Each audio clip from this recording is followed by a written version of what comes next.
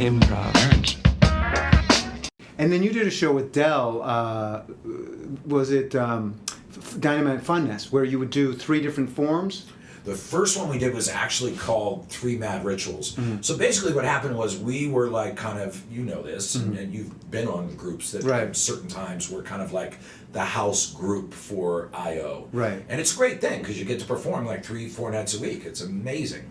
And you get to fail and succeed and you learn a lot.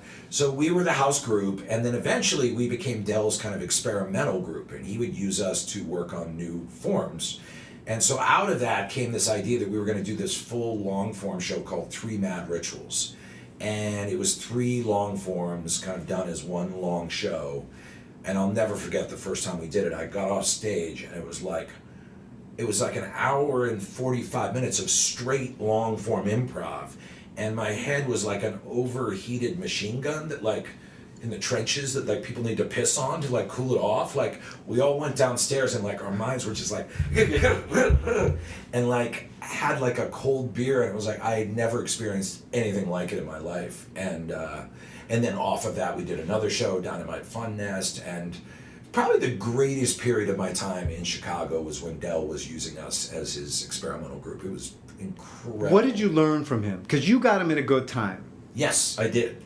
Although, you know, in fairness, Sharna Halpern still jokes about it to this day.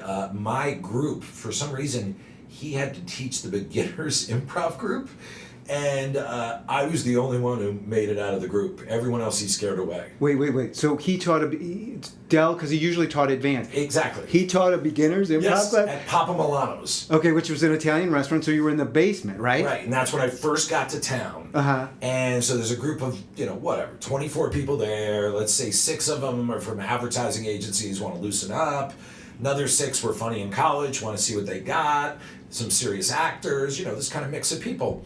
And it's Del, so you're just on stage and everyone's new, so you do something dumb and you're going to be an idiot, get off the stage. And then each class there'd be 1 or 2 people fewer and fewer and fewer until by the end there were like 6 of us. And then all the other 5 quit, and I was the only one who made it out of that class. Were you scared of him? Because I was terrified. Yes and no. I had done stand-up, so I'd faced some pretty vicious audiences in my day. I got a kick out of him. Also, I kept noticing he was right. That's what kind of got me. It's like when someone's a jerk and yelling and they're wrong, forget it. You're out of the room. You leave, right? Mm-hmm. But he was right. And he would say these things, these rules, and he would talk about scenes, and then we would do them and they would work. And I remember talking to my friends like Rick Roman and Horatio Sands going like, holy crap, like, this is interesting. Like, I didn't know there could be a teacher that made you funnier or sharper. And so, yeah, he was a little scary. You definitely wanted his approval, but we also kind of poked fun at him, too. We used to call him the anti-Santa Claus because he had that beard. Right. And, it's very funny. I get up on the stage, And I think he basically pretended he didn't know our names for like 2 years. You think that was just a scam? It had to be. Right. I knew the guy for 2 years. Or, it's possible he didn't give a shit, but if you pressed him, he knew our names. Improv.